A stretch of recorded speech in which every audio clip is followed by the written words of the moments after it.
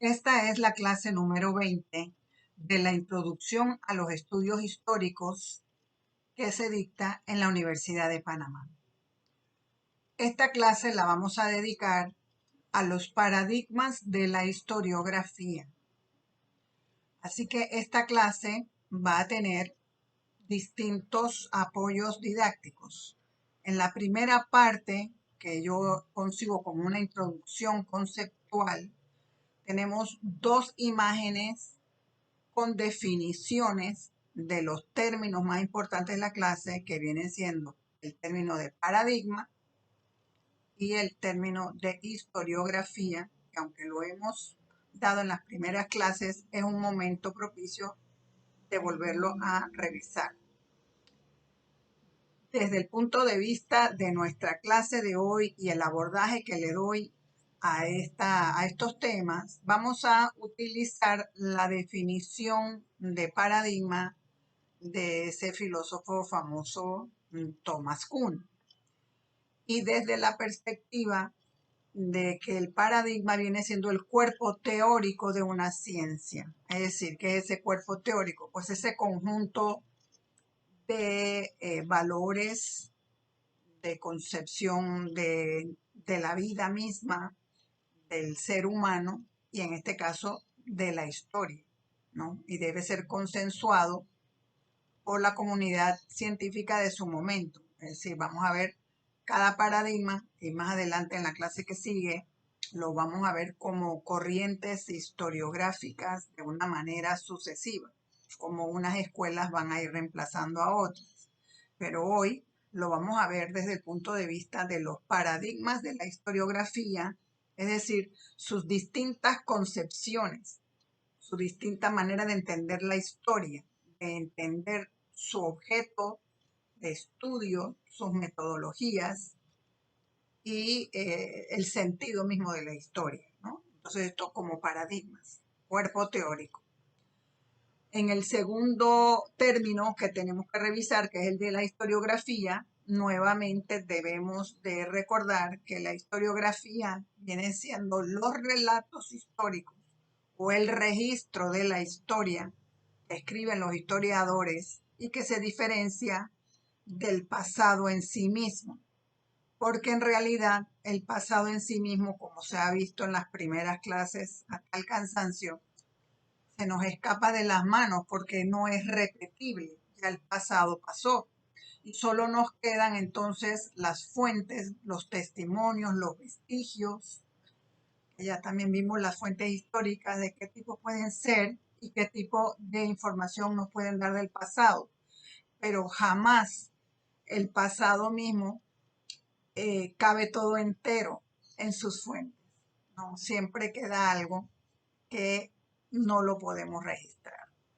De manera que entonces en la definición de historiografía es el estudio del pasado. Recuerden eso. Es el estudio de la historia a través de sus fuentes. Es una reflexión, un análisis, una investigación. Pero no se puede confundir con la definición de historia como el pasado mismo. Teniendo entonces ya definidos estos dos conceptos, vamos a observar y escuchar dos videos que les he seleccionado para esta clase número 20. La primera, que va a explicar qué es lo que es la historiografía desde el punto de vista del conferencista, que la va a mirar también como la historia de la historia. Es decir, ya no solamente como el conjunto de relatos históricos, de sus estudios, sus análisis, sus reflexiones, sino como un estudio de la evolución de la historia como estudio, como ciencia, como lo querramos ver, como un tipo de reflexión sobre el pasado humano, entonces ya visto como un proceso a través del tiempo y sus diferentes etapas. Esa es otra manera de verla.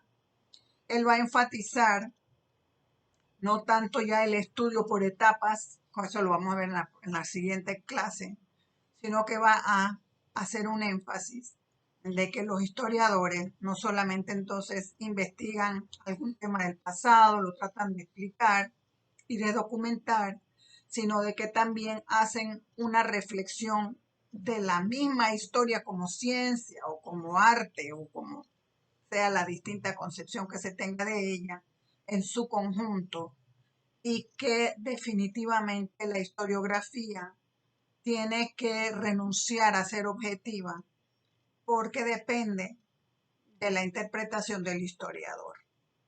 Sin embargo, él aporta el concepto de que si bien la historiografía no puede ser objetiva absolutamente, sí puede y tiene que ser honesta. Es decir, que hay una ética del historiador en la cual el historiador tiene que incorporar todas las fuentes, sean favorables o no, a la tesis que él desea ilustrar o defender, para que haya ese equilibrio de puntos de vista y por lo tanto una honestidad profesional del historiador. El segundo video, un poco más largo, se titula Los paradigmas de la historiografía contemporánea. Allí la conferencista, que es una profesora mexicana muy buena, espero que les guste, muy didáctica, ella nos va a presentar entonces 4 de los paradigmas que ella considera más importantes porque ha tenido mayor influencia en los historiadores de nuestro tiempo, ¿no? Sobre todo ella dice del siglo XIX. Ella escoge 4 paradigmas y luego va a plantear qué utilidad van a tener para el siglo XX, pero vamos a ver por partes. En el siglo XIX, que se da la revolución industrial en Inglaterra y todo lo demás, estos paradigmas surgen desde Europa. Entonces ella nos va a plantear que el primer paradigma es la del positivismo, que parte del punto de vista de la riqueza que hay en Inglaterra en el siglo XIX durante la revolución industrial, y que tiene entonces una visión de la historia como hacia el progreso, ¿no? Está imbuido en la idea de la modernidad y es optimista y piensa que la historia conduce a la humanidad hacia el estado positivo, o sea que lo definen los historiadores positivistas como el capitalismo desarrollado, como si fuera la etapa de la historia más civilizada y del mundo feliz, ¿no?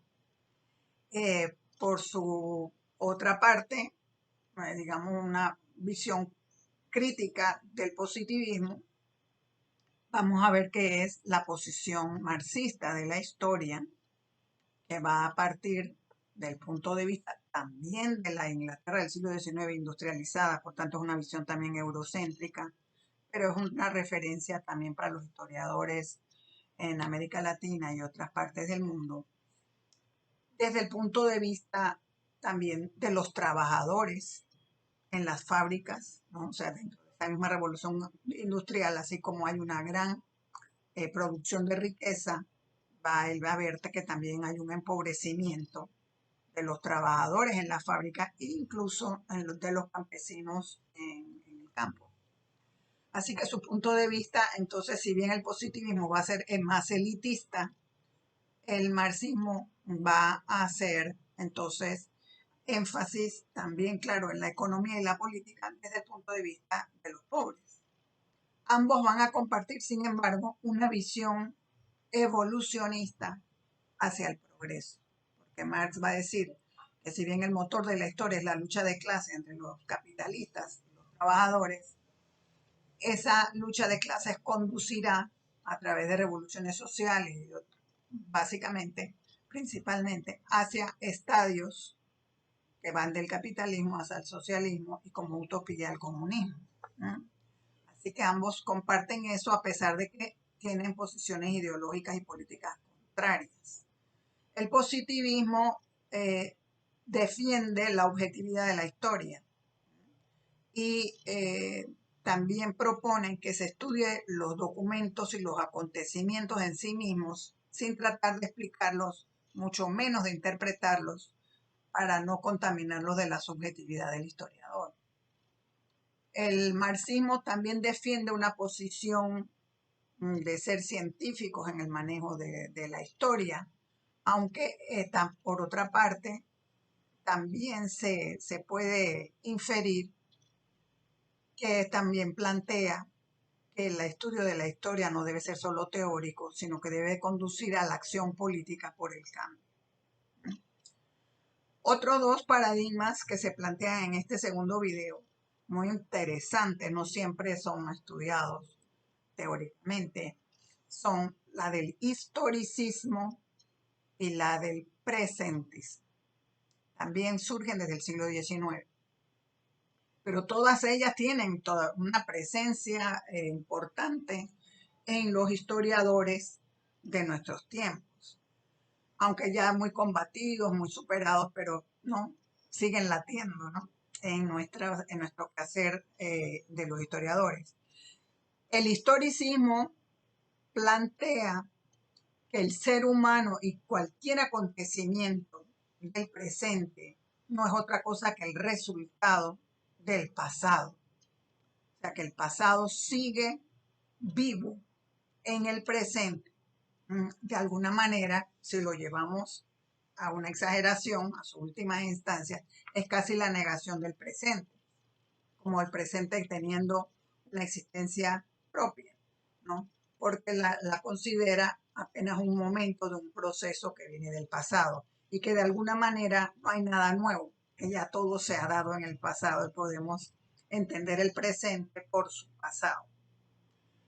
Eso es el historicismo.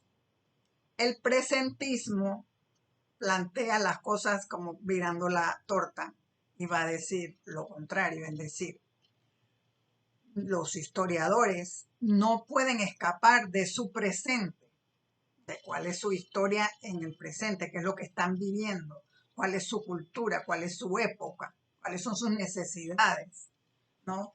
Y desde su presente, ellos no pueden de otra manera estudiar el pasado, sino de lo que ellos son, ¿no? Como producto de su época, de su presente. Así que de alguna manera es el punto de vista contrario del historicismo, que casi niega el presente, este casi que niega el pasado.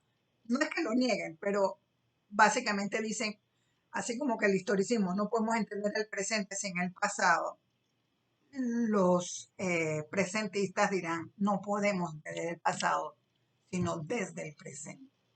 Así que son casi como un binomio, una pareja de contrarios, pero que se relacionan entre sí de alguna manera, ¿no? Así que estos son los 4 paradigmas que se plantean en este video y que tienen una visión especial de la historia del ser humano y de sus metodologías. Tanto el presentismo como el historicismo, y sobre todo el presentismo, van a defender la idea de que la objetividad del historiador es entonces imposible, porque está imbuido de su propia circunstancia, de su tiempo, y de que desde su cultura y de su tiempo es que él puede imaginar el pasado. Así que en esto también el presentismo va a discutir con el positivismo. Al final de este video, que es muy interesante, nos va a decir la historiadora mexicana que para el siglo XX, que es lo que ella plantea como historia contemporánea, todavía no llega el XXI, pero aplican.